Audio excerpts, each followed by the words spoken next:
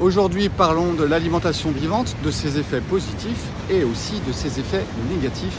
Ça, personne n'en parle parce que généralement, on n'ose pas trop aborder un sujet où dans chaque chose, il y a une vérité et il y a un mensonge.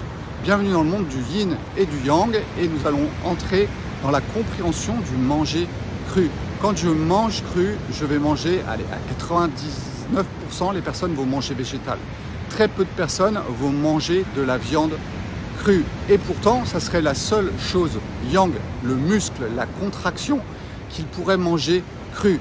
Alors, j'ai déjà fait l'expérience. Quand j'avais à peu près 25 ans, j'ai mangé pendant 1 an et demi cru. Et je peux vous dire que ça s'est super bien passé au début et ça s'est très mal terminé à la fin. Et je vais vous expliquer. Quand je mange cru, végétal, il n'y a pas de feu, il n'y a pas de cuisson. Si c'est l'été, tout va bien. À peu près, d'accord? Ça dépend des personnes.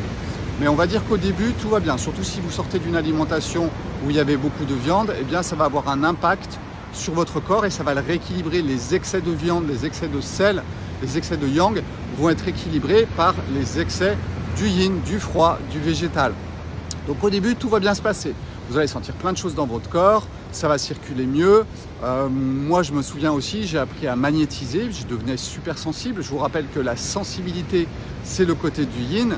L'insensibilité, c'est le côté du yang. Le guerrier indien, il mange le cœur de l'animal, il boit le sang et il faut absolument qu'il soit insensible.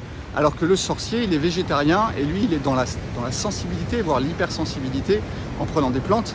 Et du coup, il faut qu'il soit du côté yin. Donc quand vous mangez cru, vous basculez du côté yin. Vous basculez donc du côté de la sensibilité, voire de l'insensibilité quand ça commence à dérailler et quand ça commence à devenir ou quand ça passe dans le déséquilibre.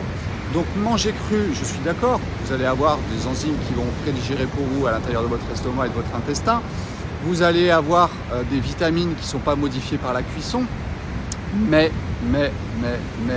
vous n'aurez pas le feu. Donc il y a un moment, ça va bien se passer et en fonction de votre corps, ça va dérailler à un moment ou à un autre. Si vous avez un corps yin comme moi qui est très fin, ça va dérailler beaucoup plus vite que si vous avez un corps fort, yang, costaud, petit, trapu, le teint rouge.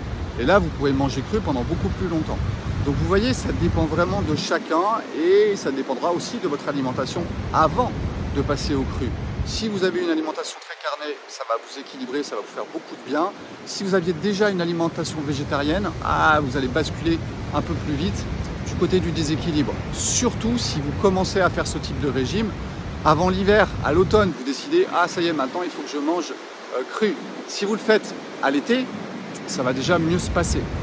Mais rappelez-vous tout ce que je vous ai dit à propos du yin et du yang et du froid qui s'installe à l'intérieur du corps. Si vous commencez ça l'été, vous vous dites ok, je fais ça l'été, je vais interrompre après pour l'hiver, eh bien en fait, il y a des chances que vous ayez consommé une partie de votre feu, vous n'ayez pas suffisamment cumulé du feu pour ensuite passer un bon hiver. Donc vous voyez, il y a toujours des risques à tout cela. Il y a une partie de vérité et il y a une partie de mensonge.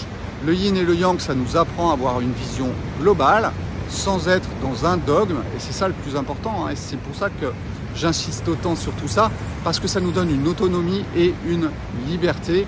Bienvenue dans le monde du yin et du yang. Si vous voulez en savoir plus, vous avez mon e-book, Yin Yang, e-book et livre, pardon, Yin Yang, les bases. Vous le retrouvez sur mon site internet sebastienlièvre.com. Et voilà, nous allons parler un petit peu plus de la psychologie dans les prochains jours. Vous allez voir, c'est très intéressant aussi. Ciao.